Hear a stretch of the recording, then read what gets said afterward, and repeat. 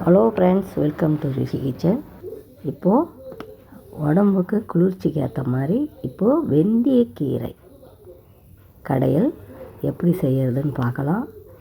இது ரொம்ப ஹெல்த்தியான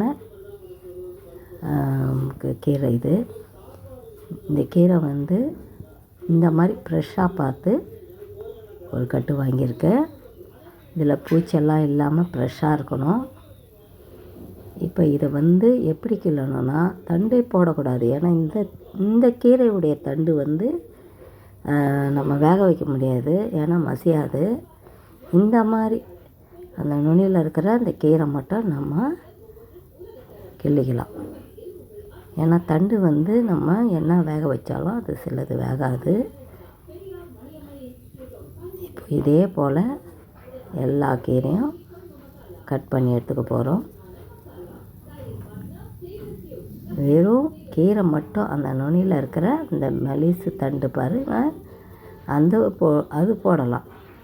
மற்றபடி நம்ம சிறுக்கீரை அரைக்கீரையில் போடுற மாதிரி இதில் போட முடியாது. இந்த கீரையை பொறுத்த வரைக்கும் வெந்தயக்கீரையில் தண்டெல்லாம் ரிமூவ் பண்ணிடலாம். இப்போது இந்த கீரை எவ்வளோத்தையும் க்ளீன் பண்ணிவிட்டு, இப்போ க்ளீன் பண்ணியாச்சு. இதை நல்லா ஒரு 5 டைம்ஸ் நல்லா வாஷ் பண்ணி எடுத்துக்கலாம். ஏன்னா மண் இருக்கும், கீரையில் மண் இருக்கும், க்ளீன் பண்ணிக்கலாம்.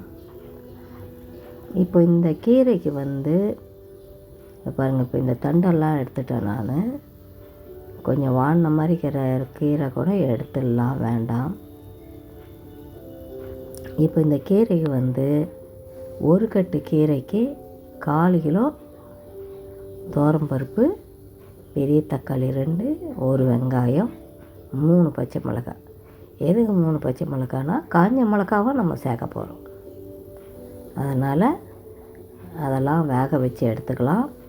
காஞ்ச மிளகா வடகம் லாஸ்ட்டில் தாளித்து போட்டு கடையணும். அப்போது கீரை நல்லா மணமாக இருக்கும். இப்போ இந்த கீரை எப்படி கிள்றதுன்னு கிள்ளி காட்டுறேன் பாருங்கள்.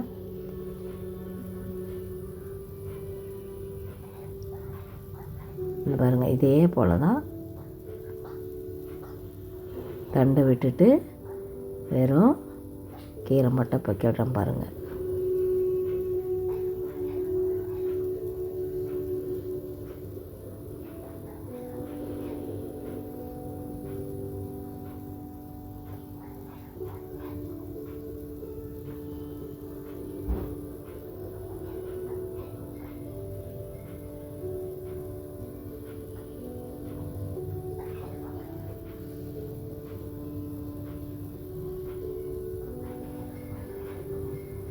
இப்போ இந்த தண்டை எல்லாத்தையும் ரிமூவ் பண்ணிட்டோம்.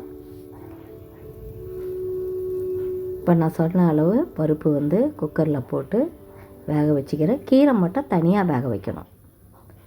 கீரை தனியாக வேக வச்சு சேர்க்கணும். குக்கரில் நான் போடுறதில்ல. அப்போ தான் அந்த கீரையுடைய அந்த பச்சை கலர் க்ரீன் கலரில் நமக்கு ரொம்ப நல்லா கிடைக்கும். இதை பாருங்கள், வடகம் 4 காஞ்ச மிளகாய், கொஞ்சம் போல் வடகம், எல்லாத்தையும் தாளித்து இப்போ கீரையில் கொட்டி கடைஞ்சாச்சு. சூப்பரான வெந்தயக்கீரை கடையில் ரெடி ஆகிடுது.